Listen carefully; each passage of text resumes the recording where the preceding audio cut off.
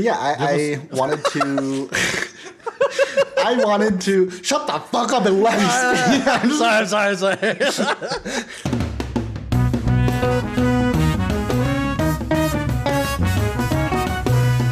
Hello, everyone, and welcome to another episode of Blockbuster, where three dudes talk about movies that we like and sometimes don't like. My name is Ben, and I am one of your three hosts. Hello, I am Mitch. I am one of your three hosts. Hello, my name is Lucas, and I will be your host with the most today. Yeah. So today we're watching the movie that Lucas chose because he's the host of the most. It's called Mean Girls. Little film. Might have heard of it. It's kind of an art house. The epoch for this batch of films was feel-good movies. So you can infer from those two pieces of information that this movie makes Lucas feel good. Yes, it does. Yes, it does. Y'all have probably seen this movie, and if not, give it a watch. This is the 2004 Mean Girls, not the 2024 remake. There was a remake? Yeah, it's a musical. Yeah, with Renee Rapp as Regina George. But yeah, I wanted to. I wanted to shut the fuck up and let me speak. I'm sorry. I wanted to choose this movie for this epoch because this is it's become a cult classic. It's something that I watched when it first came out and loved and memed about with my friends, and in recent years it has been like a yearly watch for me, just because it makes me so happy and giddy, and it's ridiculous. Yeah, so subtitles? Wait, Movie synopsis. Movie synopsis. Oh, first. okay, yeah, movie synopsis. Today we are talking about Mean Girls, the 2004 teen comedy cultural reset written by Tina Fey and directed by Mark Waters. I'm personally responsible for half of the millennial personality traits we still have today. The film stars Lindsay Lohan as Katie Heron, a homeschool girl from the Serengeti who enters public school for the first time ever.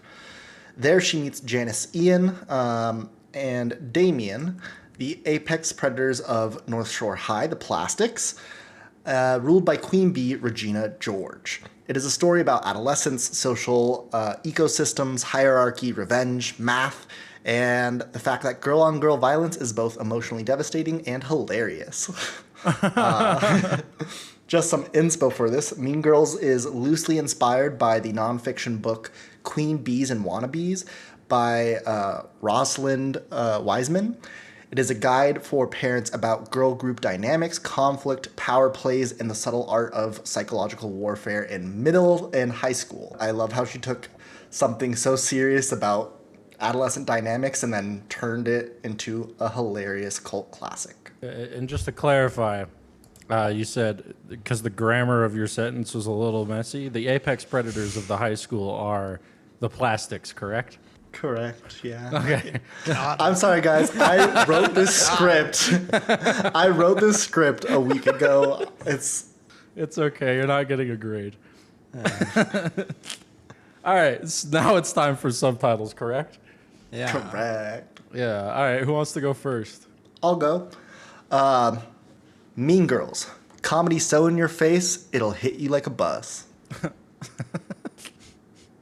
Yeah, it works. That's foreshadowing.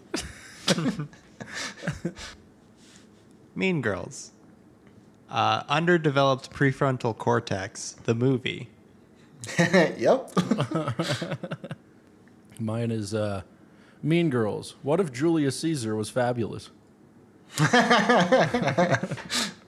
Very true. Lucas told us that he has a lot of shit written for this episode, so we're going to hop in and we're going to buckle in. Right, Mitch? We're going to lock in. Yeah. We're gonna lock in right after these Strap initial on. thoughts. Oh, wait, yeah, initial thought. Yeah, fuck, man, I'm so rusty. We haven't done this. How long has it been? It's been like 2 weeks. 3. So yeah, 2 or 3 weeks, yeah. I'm sorry, boys. That's partly my fault. All good. We're It's humans. life. It's life's fault. It's the It's the inevitable holidays. death of capitalism's leaching forward. I will say Although that it doesn't seem to be dying fast enough. that's true. That's true. It's certainly killing me one way or another. Right there with you. Yeah, let's hop in. Give us the Initial synopsis or initial thoughts. Mine's easy. I'll go first. Mean Girls is dope. It's iconic. Watch it. It's great. It's very funny. Love to hear it. Yeah. Yeah. Mean Girls is like a pretty good time. I think it's like significantly overrated, but it's not bad by any means. I think any movie that becomes so ingrained in culture is hard to enjoy to a certain extent, where like every joke has been repeated and uttered 1,000 times. It makes it a lot less enjoyable. But yeah, it's like, it's a good movie. It's just not really my bag, is all I would say about it. There's so many jokes in there that never get old. Yeah. Like, get in, loser, we're going shopping. That shit is so fucking good. I knew there were going to be a lot of quotes, and I was like, I want to write them down to make sure that, like, I know when they all happen and, you know, whatnot. And I'm like, holy shit. There were some times where I was like, there's a quote, followed by another one, followed by another one. Like, there's so much packed into here. And I get what you mean. If it's, like, so culturally saturated that you hear this all the time, it could take away from it. But for me, it has not. It's a fun movie. It's from 2004, so I was expecting some difference in the, like, political correctness of the movie. Like, if you watch Die Hard nowadays, you're like, wow, they say the N-word a lot. Wait, and there's really? a little bit, yeah. They say the N-word in Die Hard? Like, a lot. Are there any black actors in that movie? I think so. It's been a Please while. tell me he's the one who says it. Just Bruce Willis. Just fucking... I like Mean Girls. It's fun. I thought there was going to be a little more racism and stuff in there, and there was some like stuff that was like, ooh, but I think they do a good job even back then for making those sort of like horribly offensive statements self-aware. Like, the movie knows that the people who are saying it are being dumb teenage girls thinking that whatever they say is gold. Like, Yeah, I mean, Yeah, I wouldn't expect anything less from an SNL writer as talented as Tina Fey. yeah. I think self-awareness is a trait you can assign to the entire movie. I think it's extremely self-aware of what it is, which is really vital for a movie like this, because if it wasn't self-aware, it'd be so stupid. Yeah. All right, boys, let's dig in. We open with Katie Heron introducing herself. She was a homeschool girl in Africa until her family's new job brought her to the suburbs of Illinois. When she leaves on her first day of school, the culture shock is immediate. As she is figuring out a good place to sit, she gets a taste of the complex inner working of high school hierarchy. Her first day of school, she deals with the norms of high school life, the lack of agency inside an institutionalized school environment, things we would find commonplace but super foreign to her. She briefly meets a parade of high school archetypes as she figures out where to sit, but ends up eating lunch in the bathroom stall. Gross. Of all the places to eat alone, like the bathroom. I Disgusting. know, you couldn't go to, like, the theater, the auditorium. It's outside on the steps, whatever. Like, it's disgusting. Why are you eating in the projection bathroom? room. The next day, she meets Janice and Damien, the gay-straight alliance of two. Nice wig, Janice. What's it made of? Your mom's chest hair? Oh my god.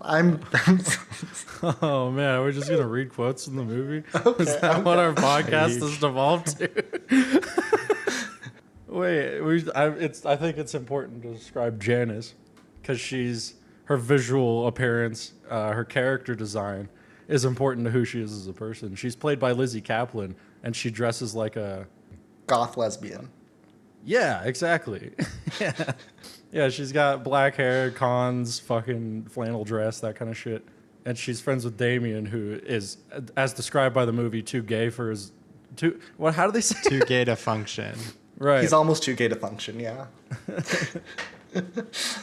Yeah, I like it. She plays with, like, masculine and feminine representations, and Damien is very effeminate. I'm fucking it up! Don't crash out. Reset, Take your time. resetting, Cool resetting. down. Chill. Hello and fine. welcome to. Please, I need a reset. Okay. They force Katie to skip class and unofficially adopt her and explain the ecosystem of North Shore High. Then the plastics enter. The plastics, teen royalty. Gretchen Wieners, whose father, quote-unquote, invented the toaster strudel. And Karen Smith, one of the dumbest girls you'll ever meet. And evil takes a human form in Regina George, the queen bee. Yeah, she's horrible. She's horrible. Yeah. They all look like Barbie dolls. And it's like over the top like introduction where literally a group of guys are carrying Regina George into the soccer field. Oh, also in this scene, the class that Janice and Damien get Katie to skip is health class, and there's a cutaway to the sex ed teacher who's like, don't have sex. If you have sex, you will die and get chlamydia. And that sex ed teacher is almost exactly like my actual sex ed teacher in middle school. One day, there was another day I came in, he had a bowl of water up on a stool at the front, and he had a little thing full of food coloring, and he's like, this is your brain. And on your wedding day, when you marry the girl of your dreams, you're going to have to give yourself to not only your wife, but your wife's father. And then he takes the drop of the food coloring and he puts some drops in it. He's like, this is porn. This is what porn does to your brain. Are you going to want to hand this over to your wife and your wife's father? Yeah, Wow. that's crazy. Castle Rock was different, I guess. Yeah. That dude was fucking insane. I do love the little joke because it is, like a commentary on the sex education system in the U.S. What about you, Mitch? Because you grew up more in the city. I didn't have sex ed, so Really? At all? At all? ever, yeah. Huh. I think it's like a state mandated thing in fifth grade. You have sex Yeah, education. well, I was in Catholic school in 5th grade, so That makes it's the fucking Catholics. Ours had that, but it was the guys had a male teacher and the women had or the girls had a woman teacher. And I felt like I missed out because they got more into the specifics of like the female anatomy and like sex education for that specifically with the women. So it felt like we only had half the picture. well, how much did you really need to know about the female anatomy? I want to be well educated. I can approach it from a scientific perspective. Anywho, cut to a bunch of shots of people around the school talking about the mythos surrounding Regina George. They hear that her hair is insured for $10,000, that she did a car commercial in Japan, the whole 9 yards. Janice and Damien show her the map of the cafeteria that they drew, with all of the quote-unquote borders. The JV jocks, the preppy kids, the Asian nerds, the cool Asians, the burnouts, the sexually active band geeks, and so on. They just mean band geeks. Yeah. Band kids are freaky. That My Venn sister's a diagram band is a kid. circle. Yeah. As Katie walks towards the quote-unquote safe table with Janice and Damien, she's stopped by Jason being a skis. This pulls in Regina's attention, and she invites Katie to sit with them. Regina and the plastics interrogate Katie about her origin story. You're really pretty. Thank you. So you think so? You think you're really pretty? Also the famous line, if you're from Africa, why are you white? You can't just ask people why they're white. They decide that she is cute enough to be a project, like a rescue puppy, but prettier. They invite her to sit with them at lunch all week and give her a list of their rules. On Wednesdays, they wear pink. Janice is suspicious based off of a history we do not know yet. That scene where they let her sit down with them, or quote unquote let her sit down with them, is interesting because Katie's character up until this point is very observational. She's just kind of floating around, kind of getting the lay of the land, and isn't like looking for a specific group of people. And they just kind of co-opt her. They sit her down and they're like, so you're going to be part of our group, but to be part of our group, here's all the rules you have to follow. And she kind of just gets involved on their whim. And I think that's interesting to note because later on in the movie, Katie's character gets really involved in the social dynamics. And that transition in her character is stark and very interesting. She gets lost in the sauce. Did you guys in your high school cafeterias have, the tables of different people? No, not really. Yeah, my high school didn't really have cliques so much as it had like groups of friends who were kind of like networked around, Like I had friends who were jocks and shit. Yeah, exactly. A social, yeah. We had levels of it. It wasn't like this cliquish. I think it's supposed to be like an over-exaggeration and simplification, right? For the purpose of the narrative, and if it's to be sort of an educational film for the youth. Yeah, I mean, kids were mean, but it's just like, I feel like the one thing that's unique about this film is it is like pre-cell phones, or like before cell phones being ubiquitous among teenagers and kids and stuff. I feel like Mean Girls in 2025 looks very different. It's quieter. Like the meanness is quieter. Yeah, in 2025, Regina George would have cyberbullied someone to death. And made a lot of TikTok dance videos. Yeah. Oh, yeah. She would have like corporate sponsors out the wazoo. Yeah, but to be fair, so would Janice. That's true. Come on, Janice. I'm feeling Ben has a certain specific pull towards Janice. I fucking love Janice. I love Hell Janice yeah. so much. She's my hero. I love her. Same. So Janice is suspicious based off of a history that we do not know yet with Regina. Damien is intrigued, and Katie is kind of flattered and a little confused. Janice and Damien think it would be really funny for Katie to kind of hang out and essentially spy on the secret life of the plastics. It's worth noting Janice hates Regina and makes that very clear to Katie. But Katie, they're not mean to Katie during that first encounter. They're pretty friendly to her face. Kind of. I mean, it's the inconsistent nice that puts you on edge. Like, I think as an adult, you recognize that that's not nice. But as a high schooler, you can be like, well, she said I was pretty. Well, also a socially inept high schooler, too. Yes. Notably. Katie meets the one, the only, Aaron Samuels, Regina's ex, and her new crush, played by Jonathan Bennett, a modern-day queer icon. Is Aaron cute? Yes. Is he? He's cuter nowadays, but yes. Oh, really? Yeah. He's also, so he very famously did not come out when this movie happened, then came out worrying that all the fans would not like him because he was supposed to be, the heartthrob, the female, pull, and ended up getting so much love. And now he has been in so many Hallmark movies, and now he has his own reality show where he finds the next Christmas hunk for Hallmark movies. So it's just a bunch of himbos doing a bunch of contests, like what t-shirt contests, trying to be like, I'm Mr. Christmas. And it's amazing. Damn, he is cute now. Yeah. I mean, I don't know. He didn't.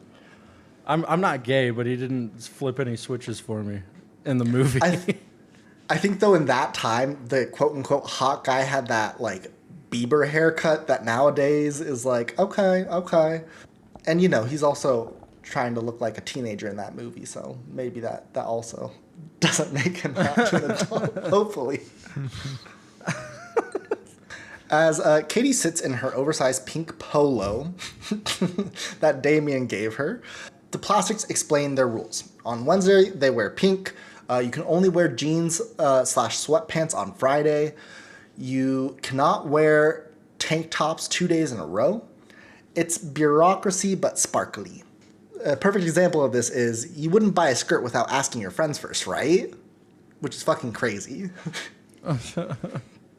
Katie gets invited to the math club. Then the plastics come in Regina's Lexus. Get in, loser, we're going shopping. I still use that meme. It's so fucking funny. I love that. I use another meme that comes later in the movie much more. Boo, you whore.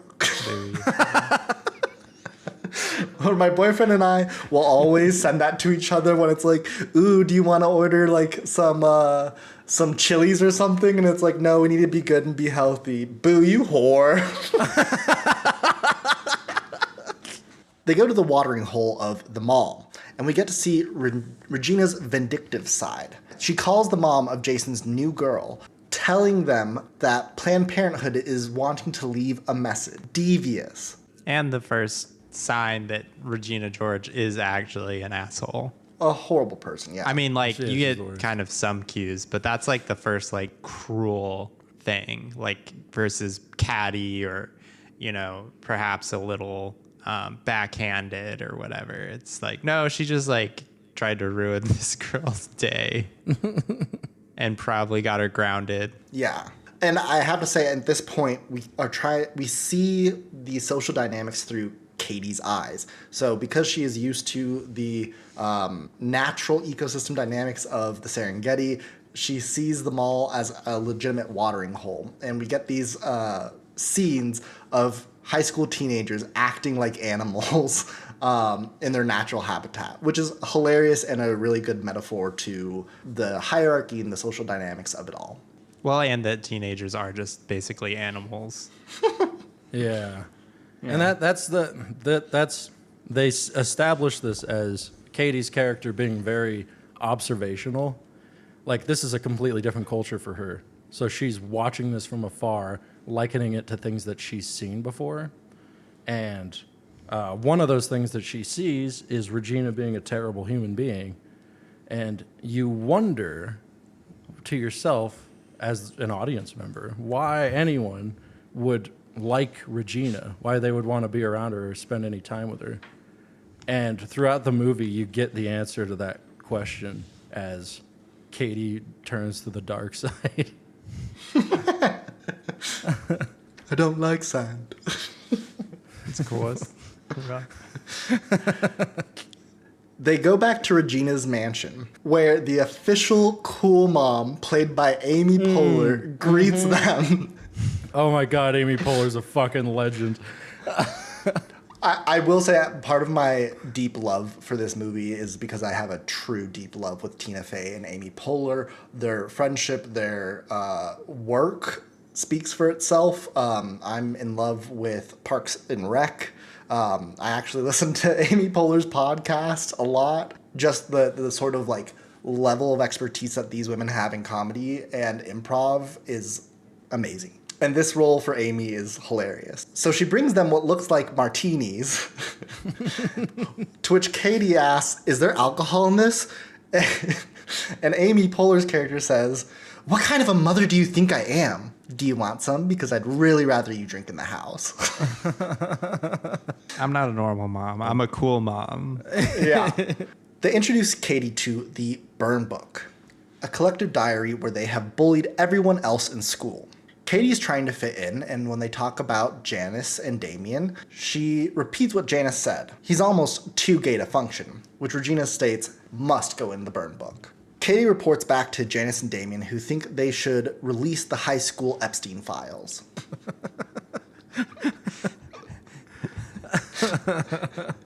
In terms of like the weight of the effect that this will have on the hierarchy. Yeah, just the question of that is like everyone knows she's awful, right? Like, what would that actually accomplish? I guess I don't know. I'm not buying it. That's the thing, right? It's like Regina's such a everybody in the school has some hatred, right? And that's what the movie points out. And Regina's power comes from the fact that she knows everyone hates her, and she's able to Fears her. Right. They hate her and they're afraid of her because she doesn't care that everyone hates her. Because she uses that. She knows how to use hatred. Yeah. I don't mean to get too deep with fucking Mean Girls. Although that is our job right now. I think it's an excellent point because she very much mimics in terms of the hierarchy an authoritarian ruler, which later on, when one of the plastics doesn't end up liking Regina, will say she's giving a presentation in class and she goes, and everybody hates Caesar. Why should Caesar have everything? We should just fucking kill Caesar. So I think it's very fair to point that out. On a cold call, three-way call, Regina rings Katie and opens with, "I know your secret." She has committed the ultimate sin. She thinks Aaron Samuels, Regina's ex, is cute. Regina says that she's fine with it, but she's absolutely not fine with it. With Katie seemingly naively getting the go-ahead to pursue, Aaron does just that. She even starts kind of dumbing herself down and shoving off her intellectual skills in math to get his attention. Then comes the famous line, "On October 3rd, he asked me what day it is." October 3rd. Mean Girls Day. That is a common thing, though. I feel like not the dumbing yourself down, but in high school, the social feels like it weighs so much and is so important that you'll jeopardize your literal future just to talk to someone cute, more. I think even into adulthood, people struggle when it comes to dating. Instead of trying to find the right match, someone who vibes with you, with who you actually are, instead they're trying so hard to make it a successful match. So they are like, "Oh, you love hiking? Yeah, I hike all the time." And you're just a gamer. And it's that's not going to make anybody happy if you just pretend to be something else. You can try new things. You can enjoy their hobbies, even if it's not yours. But I think that's also something that's people try to do to find a match. Anyways, it works. And she's invited to the Halloween party. Gruel. Yeah, gruel doesn't mean what they think it means. Katie explains how, in girl world, Halloween is the one night a year you can dress like a total slut and no one can say anything about it. The hardcore girls wear lingerie and animal ears. Unaware of this rule, she shows up to a popular Halloween party as the ex-wife in a Bride of Frankenstein-esque It's costume. such a fucking good costume. So good. Max brilliant. effort, for sure. Also, I'm always more try interested hard. in somebody with a scary costume than a horny costume. Always. I do not discriminate. Hey! Come on, Ben. I love slutty Equality for costumes. Karen ends up dressing up as a mouse in bra, panties, and mice ears. Something a comment I had that I didn't get to earlier is that this movie is very much a before or after they were famous, because it's 20 years ago, so there's all these young up and coming quote unquote up and coming people, so it's they either this skyrocketed their career or it's the only thing they're known for. It's just kind of interesting who went what direction. Lindsay Lohan, Amanda Seyfried, who has an amazing career. Rachel McAdams. Lizzie Tina Fey continues to have. Lizzie Kaplan. Yeah.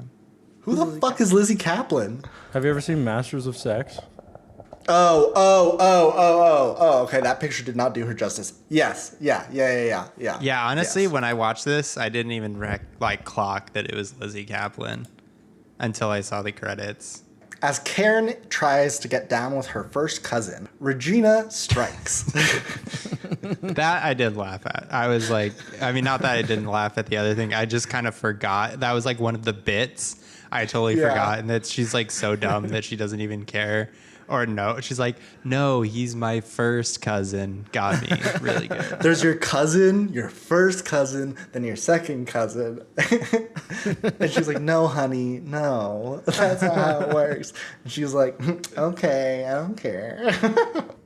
Regina strikes. She ends up talking to Aaron and makes Katie off to be some crazy stalker who is obsessed with Aaron, saving Kleenexes that he has thrown away to do some sort of African voodoo to make him love her. This is where the actress playing Regina, Rachel McAdams playing Regina, goes up to Aaron. And it's clear, like, you have all the context you need to understand that she does not want Aaron to get back together with, or get together with Katie. She has so much hate in her heart that the guy she broke up with, she wants to take back just so that Katie can't have her. She's that horrible. She goes up to Aaron and tries to sabotage the relationship. And the first things out of her mouth are like, she really likes you. And she has a huge crush on you. But, like, those are things that you'd want to hear or want to tell someone if they actually had a crush and you were trying to help them. So her performance has to convey that she's trying to fuck over Katie while doing it. And she does an amazing job at that. Oh, yeah. She's like, I'm losing it because he was, like, excited, like, oh, she likes me? And she was like, yeah, but she steals your Kleenexes and goes crazy, blah, blah, blah. And then she goes in for a freaking kiss right in front of Katie. Like, evil, pure evil. So evil. Katie is heartbroken and funnels that energy into the thing that a teen knows how to do best. Revenge. This is where Katie gets hate in her heart and starts... This is where she starts. She stops being an observer and starts getting involved in the social dynamics. Hell yeah. Act 2, Revenge. Katie, Janice, and Damien begin their anti-Regina campaign with 3 simple goals. 1, break her up with Aaron. 2, ruin her beauty. And 3, destroy her social standing. It's like a teenage CIA special ops team. Regina dangles Aaron in front of Katie, and all Katie can think about is mauling her like in the jungle. The team attempts to sabotage Regina via foot cream swapped for facial moisturizer, which makes her smell like peppermint, and cuts in her shirt, which become a school-wide trend. Nothing is working. Regina reveals her backstory with Janice. They were once good friends, but Janice started catching feelings. So Regina uninvited Janice. Her mom found out, and so did the entire school. It was traumatizing, especially for middle school in the 2000s. Why did she uninvite her? That's important. Oh, I wrote this horribly. I'm so sorry. Spreading a rumor that Janice was catching feelings and was a lesbian. So Regina uninvites Janice. Her mom finds out, and so does the entire school. Traumatizing, especially for middle school in the 2000s. Back when I was a kid and I watched this, I thought Janice was actually a lesbian, and I was like, how horrible, blah, blah. I don't think she actually is, because at the end she gets together with a dude. Right. Yeah. No, the joke is that she said she's Lebanese, and Regina just heard that as lesbian. Oh. You watch this every year, right? Recently, I have realized I am not an intelligent human being. That's not true. I am surprised I'm alive. It's okay. It's so easy to miss things in movies. I do it all the fucking time. Well, there's like a density to certain kinds of comedies like this where, like, in a way, every bit of dialogue is a joke because it's a comedy writer, like a sketch comedy writer. You know, Right. It's kind of like Rick and Morty. You have to have a certain IQ to enjoy it. No, but like that's also the Saturday Night Live like style of comedy. Yeah, they that's have to what I mean. hit a joke every like 30 seconds or something. Katie uses the candy cane gram to destroy Gretchen by sending one to herself and Karen from Regina, but none to Gretchen. In this scene, we get 4 for you, Glen Coco. You go, Glen Coco. Yeah. The winter talent show begins. It works. Gretchen starts to unfurl and revealing Regina's parents are in trouble and that Regina has a nose job. Regina moves Katie to the middle, and Gretchen to the end because of heights and wanting to create kind of a pyramid optics. But to Gretchen, this reinforces the divide between Regina and Gretchen. Amy Poehler, the ever-zealous supportive mother, standing in the audience with her little camera, her camcorder, dancing the routine with the girls. This routine is ridiculous, it's over the top, it's incredibly slutty, it would not be allowed to be performed. The dance that they do in this is my go-to move when I'm dancing out in the club. I'll do the whole, like, the smacking your thighs and putting your ass out. I do that all the fucking time, and it eats every time. With the last-minute choreography change, it trips them up and causes the music to skip. Now, for our younger audience, what skipping is back in the day, there used to be these things called CD-ROMs. And if they were off a little bit, they could go back to where they used to be and essentially loop into one part of the sound over and over again. Imagine buffering, but like in a physical way. And if you were walking too aggressively with your CD player in your pocket, it would start skipping.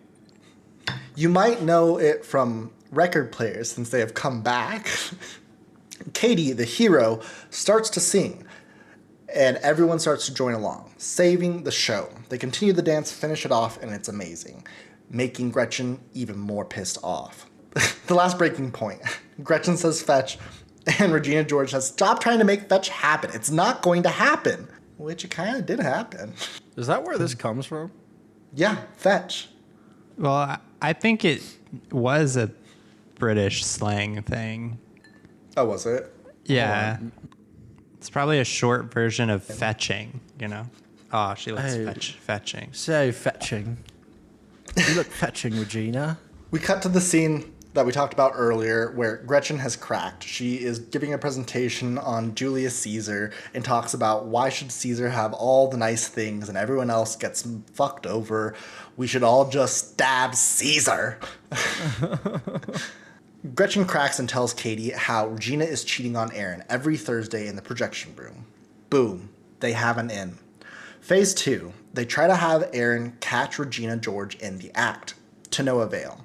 She introduces Kale-Teen bars, Swedish protein bars that help to gain weight for wrestlers and athletes. But because everything is in Swedish, she says that it's there to burn all of your calories. Meanwhile, Katie begins absorbing plastic culture like a virus. Her hair becomes shinier, her outfits become pinker and more put together and polished. She starts failing math, her vocabulary becomes meaner, and her ego becomes Regina 2.0. Janice invites Katie, taking a day off from her double life, and come to her art show, where she says, "What's that smell? Oh, it's my perfume. You smell like a baby prostitute." Thanks. I do like seeing Katie kind of get lost in the sauce because she does it very well and turns into the Lindsay Lohan we know from like pop culture, I feel like. It's interesting. We'll get back around to it. I don't really have problems with like her like sort of addicted to the power and the popularity. My gripes more come with the end of the film. But it's not like big gripes. Like I know it's a comedy, like a broad comedy at that, you know, doesn't have to like follow all the rules and be emotionally satisfying. Katie tries to make out with Aaron, but he doesn't want to cheat on Regina. So she reveals the truth. Regina is cheating. Yeah, this is their tutoring scene, right? Yeah, so Katie asks Aaron, hey, I'm so dumb and stupid at math. I think I need a tutor. And Aaron comes over and is helping her out. Like, yeah, baby, I'll show you math. And she goes in and kisses him, and it's interesting how her first kiss with Aaron is manufactured completely out of her hatred for Regina. Aaron promptly breaks up with Regina, And the plastics are all supporting Regina in her bed as she's crying. She cries and says, "I gave him everything. I was a half virgin when I met him." Some other iconic lines from this scene. Karen says, "You want to do something fun? You want to go to Taco Bell?" That is fun. I'm kind of picky, or I'm kind of psychic. I have a fifth sense. It's like I have ESPN or something. They rig the election and make Gretchen, Janice, and Katie all nominees for Spring Queen. Regina has gained too much weight for her fat-phobic dress store. Hot body is eliminated. Katie is failing math on purpose. And Tina is clocking her tea, saying you don't have to dumb yourself down for a guy, which enrages Katie. She's so upset and complains about her to the plastics that she needs to write her name in the burn book, because Tina said that she wants to push Katie to be her best self. So she says she wanted to push me. She's so weird. She's probably pushing drugs as her second job. Which is just quintessential teenage humor. I mean, yeah. Katie is distancing herself from her friends even more than she has planned to. And she creates a sabotage plan of her own, flipping one of Regina's tactics on herself, the three-way call. Well, I think like one thing we didn't talk about is that Katie is having a conversation where Janice is like, God, it is like she's all you ever talk about at Regina George. And like I think that's like interesting from like a character building perspective or just like a cultural thing, is like if you find someone's just like so fixated on another person's like shit that it becomes their whole personality. And I think that, and Katie losing herself into Regina, both like physically, emotionally, you know, all her time and energy is going into this person she hates, and so she's becoming her, is interesting. And it's making her boring and unlikable, you know?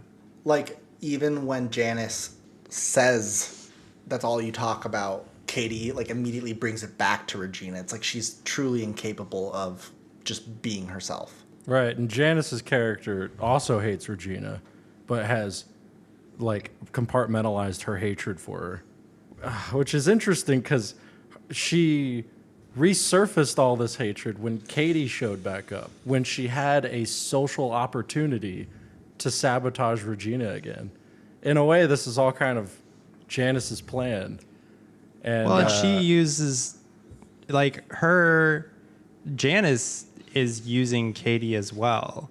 Like, in the same way, Regina got invited to the popular table as, like, a plaything for them. Yeah. Janice is seeing this vulnerable person and the situation she's in, and she's like, well, I have my own machinations that I would like to use as well, which I think Janice has never really brought to task for, which is an interesting part of the film. I think they sort of try to play it like Janice has found a friendship with Katie and wants to transition into a friendship with Katie. I don't necessarily think the movie succeeds in that. Yeah. I'd agree with that, yeah. Because they don't talk about anything except the plastics. Regina. Right. Yeah. I think that you're supposed to infer that, like, Janice had, you know, yes, she has her own kind of plan and goal with Katie to spy on the plastics, but over time just wants to hang out with her. But yeah, I think you're right that the movie doesn't do a good job of, like, showing that. They say it, but they don't show it. Maybe Janice noticed that Katie was conventionally attractive from the very beginning and was going to be invited to be a part of the plastics. And so she wanted to get a foot in the door in the beginning so that she'd have it. Like, she always knew she was going to be part of the plastics, but then developed a friendship with her. She bought low, sold high. Exactly. She's a fucking wheeler and dealer. She's an investor, a capitalist. She just saw stonks. She saw... Katie takes one of Regina's tools and spins it on her. The 3/4-way call. She called Regina George to talk about Gretchen and Karen, with Gretchen on the line. They talk about Regina's insecurities about the Spring Fling nominations. She is wondering why Katie is on there, why Gretchen is on there, and says that everyone forgets about Karen. She's really pretty, but she's kind of a whore. This immediately goes into Gretchen calling Karen to be like, hey, if somebody said something bad about you, would you want to know? To which she says no. And then Gretchen says, okay, I will tell you anyways. Regina ends up calling Karen, asking to hang out, where she goes, I can't go out. I'm sick. Boo, you whore. I also want to note, there's all these really funny things, like Mitch was talking about, where there's comedy hitting every 30 seconds. In this four-way call, you see in the background of Regina's shot, Regina's little sister watching Girls Gone Wild, and then mimicking lifting her shirt up, which is crazy. Her sister's like like 8 or something, like tiny kid. Yeah, that's just so ridiculous. That's a continuation of the joke, because earlier on in the movie, when Katie first goes over to Regina's house, it's like a Reservoir Dogs. They're all walking there into the house, and the background music is "My milkshake brings all the boys to the yard." Yeah. And then you realize as they go into the house, that daughter, that fucking like 4-year-old, is dancing to that song in the living room. This causes the rip of the plastics. They uninvite Regina from the table for wearing sweats, having gained weight, breaking all the rules that Regina herself put into place. This scene specifically, it is kind of hard to watch nowadays. Like, I know Regina's a horrible person, don't get me wrong, but like, and I know it's her rules, don't get me wrong, but it's like, you can't fit into your clothes because you've gained weight, so you can't hang out with us anymore. Like, don't get me wrong, it's totally justified because Regina is horrible and did this to them, but it's just like, oof, these rules are just so fucking superficial and so horrible and not what you want to base your friendships off of. Yeah. Katie becomes the new Regina, controlling everyone around her. The plastics are now for her. She throws a massive house party on the day that Janice is having her art exposition, and uses that art exposition as a way to get out of going to Wisconsin with her family. She doesn't invite Regina, and she kind of loses control here. Yeah, well, she can't find Aaron. She invites Aaron to the party. He says yes, comes to the party, but they can't find each other, and Katie is stressed out because people are trashing her house. So she's drinking a lot, and as you do, and that fucks her up, as it does. Yeah. Also have to state, the math club leader at the time gets hit on by a white girl, and he says, I don't want to hurt your feelings, but I only date women of color. Love that. Bro, that character is so fucking funny. Amazing. Regina shows up, scaring Aaron into Katie's room, where he gets a taste of the true Katie. He gets to see all of her, pictures growing up, the real Katie, not the plastic Katie. And he likes it. He smiles and laughs and is kind of enjoying it. But she comes in really drunk, and she starts to kind of hit on Aaron and then ends up throwing up on him. Well, before she does that, she talks about Regina. She won't stop bringing up Regina. And Aaron's like, this is kind of uncomfortable. Can we talk about something other than Regina? And then he tells her, you know what? You're just like her. And then she pukes on him. As Regina also opens the door and sees all this. I forgot about this scene. I thought it was about to be one of those like supposed to look like she's giving him head kind of things, but actually like she's tying his shoelace kind of memes. Like but then she This is an barfed American Pie.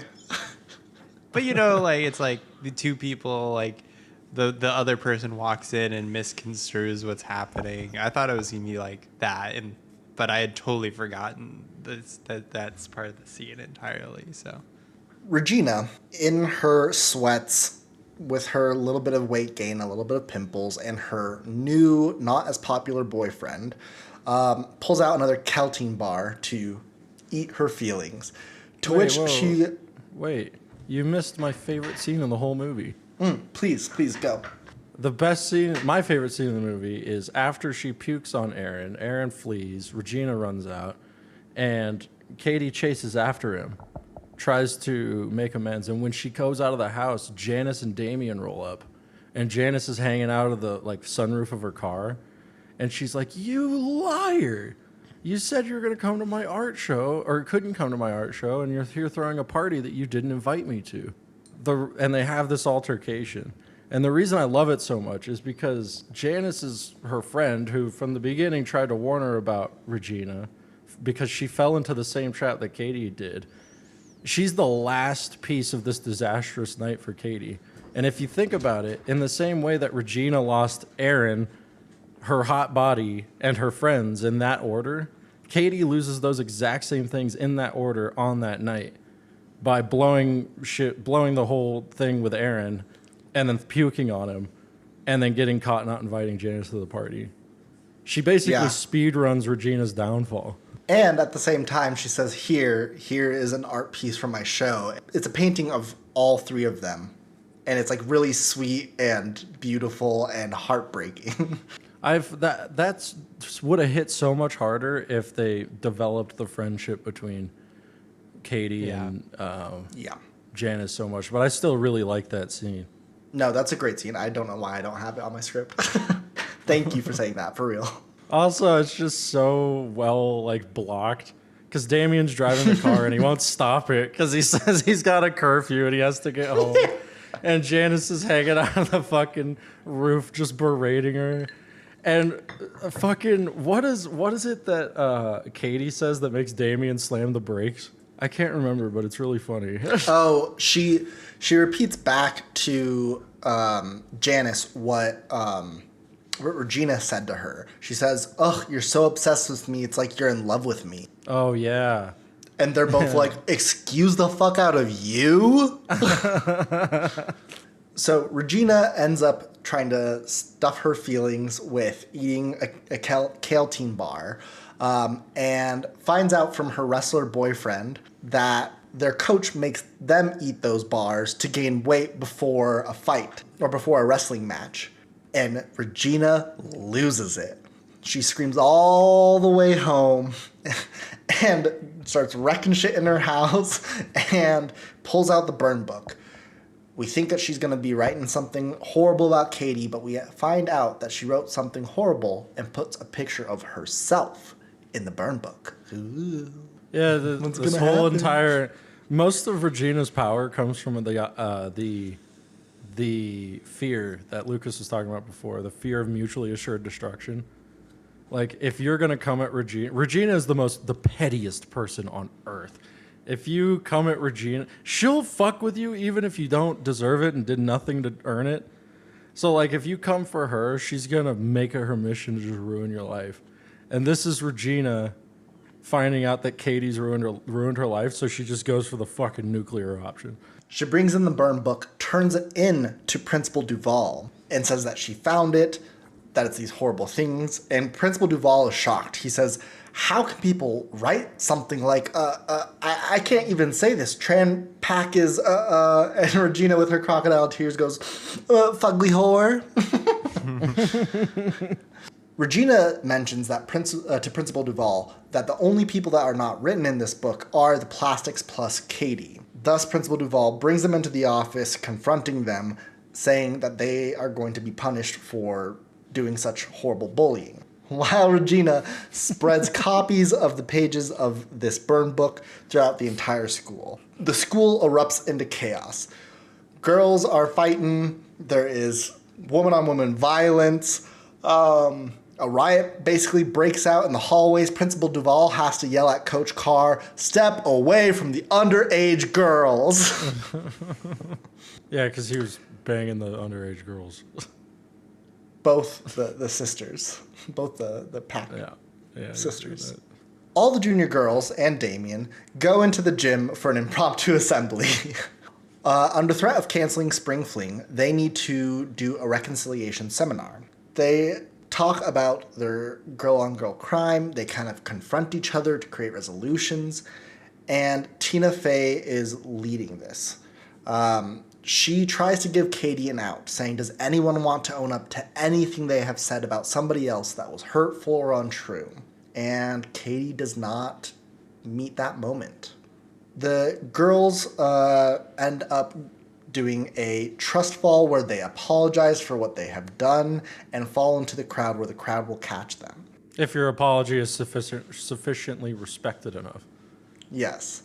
One of the best apologies. I'm sorry I called you a gap-toothed bitch. It's not your fault that you're so gap-toothed.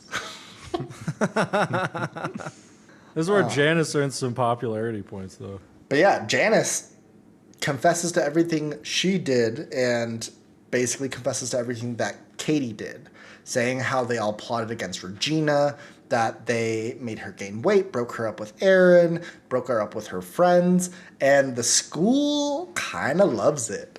It's not maybe the apology that Tina Fey was wanting, but it does resolve some things. Her character's name is Mrs. Nordberry. Well, she's Tina Fey. She's Tina She's Slay. a fucking star. Yeah. Hey! When Regina hears this, she's furious. She storms out, talking shit about Katie, and then gets hit by a bus. Katie faces the consequences. She's grounded. She becomes hated and despised. She's exposed. And worst of all, she has lost Damien and Janice. And she failed math. Or she's failing math. The truly worst thing in her young life.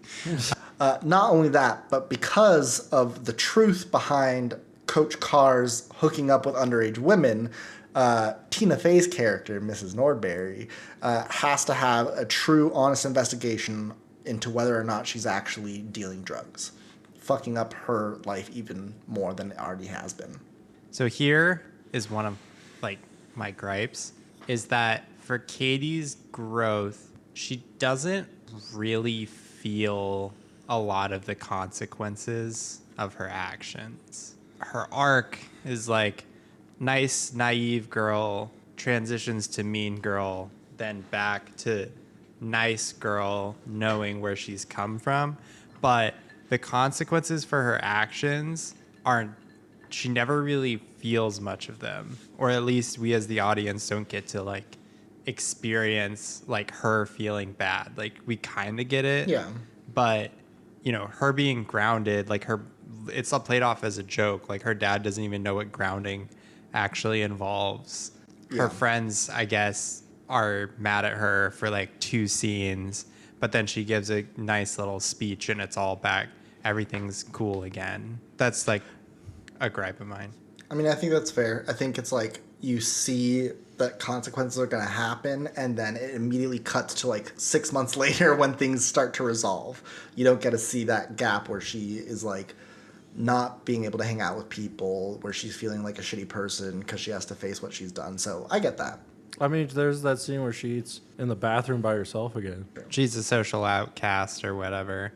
I'm saying if we're looking at the runtime of the film, the bad shit she's done is so much more runtime than her dealing with the consequences, that the consequences of her actions feel kind of trivial because the movie needs to speed up to get to the resolution. So I don't know. Which, to be fair, I'll say it's a comedy, and they skip over the emotionally heavy points, but make sure it's clear that she had consequences, but they don't show it because they're getting back to the comedy or the resolution, Well, I think they do show it, but it's just not weighty. She goes into class and she has to sit at that one desk that Janice told her not to sit at the first day because the dude who sits in front of it farts. That's the consequences of her actions. It's not, that severe. As punishment from Mrs. Nordberry, Katie is forced to join the mathletes for their state competition, which is happening at the same time as the spring fling. She goes to the competition and ends up helping to win the math competition with the team. And she is rewarded with going to spring fling, which, by the way, I feel like any kid who was like, hey, I'm grounded, I can't go to spring fling, and the teacher's like, yeah, whatever, you're already out, let's just go. That teacher would be fired. Like, they end up going to spring fling, where her parents are, because her mom didn't know that she was going to go to this math competition and was upset thinking she went to spring fling, and went there to go find her to bring her back home. As Katie is walking towards her parents, ready to face the guillotine, I guess,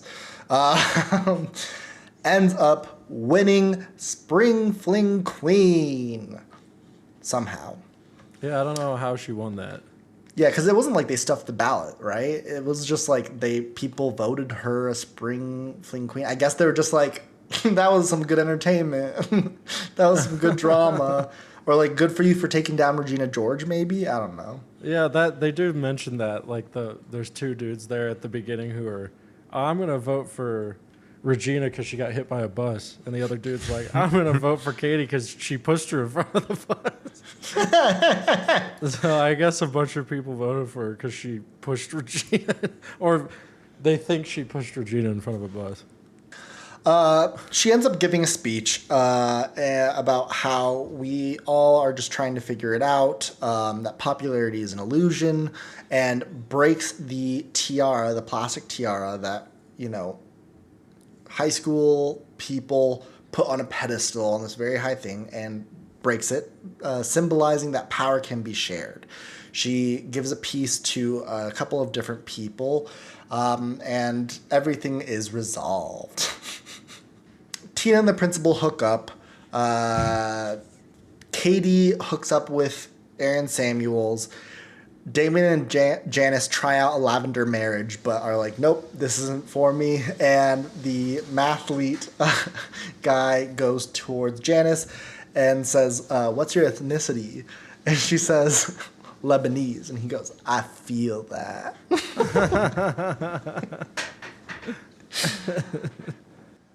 Then we cut to the very end of senior year and where everyone ends up. Regina George has now joined the cross where she can channel her rage productively. Gretchen joins the cool Asians, essentially the new plastics, and can bitch in Vietnamese. Karen becomes the school's meteorologist where she can use her skills to understand if it is currently raining with her breasts. And Katie reunites with Janice Damian and stays with Aaron. In the final scenes, there is a new trio of plastics who enter in, which get faked out by the bus. Roll credits. But, cycles. And there's always going to be a new set of popular and unpopular kids, High school doesn't change. Yeah. And but you do, you do. You went through high school, so you should, changed. at least. Yes. This is Final thoughts. Mean Girls. It's good and iconic and very funny. My thoughts haven't changed since the beginning. You should watch it. It's very fun. It's got a pretty good story too, honestly. It's not catastrophically horribly written. It's not even bad. It's got a cool story. It's an icon, I generally think you should watch it. Has any bit of cultural, a lot of things have cultural attaché. You should just do it to engage in the culture. It's not my favorite of this kind of movie, but it's a good one, and you'll probably. What is have your a good favorite time. of this kind of movie? Ooh, yeah. Oh, kind of your high. I don't know because there's a lot of different genres in here, right? There's the high school movie. You've got the rom-com, broad comedy. I already know the best one. What? It's Superbad. So good. Yeah, That's it's such been a good long movie. time. It's been a really long time since I've seen Superbad as well. But yeah, Superbad's the best one. that's a good shout. That's a good shout for sure. More of the boy perspective end of Mean Girls, right? Yeah. What's your favorite high school flick? I'd have to really dig deep, I think. Then dig deep. I'm just trying to even like clock my memories of high school movies at the moment. So maybe it isn't the least favorite of these types of movies. I'm just kidding. Well, that's not what I said. I said it isn't my favorite. Like, I guess I was thinking more just like broad comedies, not necessarily high school movies. Then what's your favorite broad comedy? I don't know. What do you call like Monty Python a broad comedy? Or like, I mean, I really like Fire Island, which we might talk about later. Yeah, I love this movie. I feel like when you love a movie so much, you talk about it, you wish you do it justice. I wish I did it justice. But it's a fun movie. It's nothing crazy or like incredibly deep, but there is some depth to it, especially if you are past your teenage years and can look back at it with a little more objectivity. And yeah, just like a triumph for Tina Fey, and what a fun little ride. Infinitely quotable. Infinitely. Infinitely. The quotes from this movie will last longer than our carbon, on this earth. When even our bones have decayed and disappeared, the people will be quoting Mean Girls. Well, boys, what would you rate this? I would give it a 7 out of 10. It's gonna be like a 6 out of 10 for me. And this is a personal 10 out of 10 for me. This movie never gets old. I fucking love it. It's so funny. Well, it's time for that segment of our podcast where we scour the high seas to find the craziest, most outlandish, most unhinged reviews that we could possibly find of the movie that we just talked about. Who wants to go first? I can go, if that's okay. So this review comes from Letterboxd user Dutch Films. They gave Mean Girls 2 out of 5 stars. I wanted to watch Rushmore, but my DVD player is too old to play the high quality Rushmore DVD, so we just had to watch this instead. I built my Lego sets while watching this movie, which improved the experience immensely. Oh, wow. Okay. That's it. The first comment in this series was made by Kanye East 31. And he gives it a 7 out of 10. This is from Metacritic.com. They give it a 7 out of 10. And they say, lust is the only God-given gift I receive for watching dumbass movies and rate for others. Beware believers. Amen. Then we have a user whose username is rlackbassist, who gives it a 9 out of 10 and says, bro, hell yeah, these chicks are awesome, I gotta say. By the way, Kanye East 31 wanted me to say that his ass has been demolished by the pressure of beep flowing across his rectum. I didn't beep that, by the way. He beeped that. I don't know what he's saying.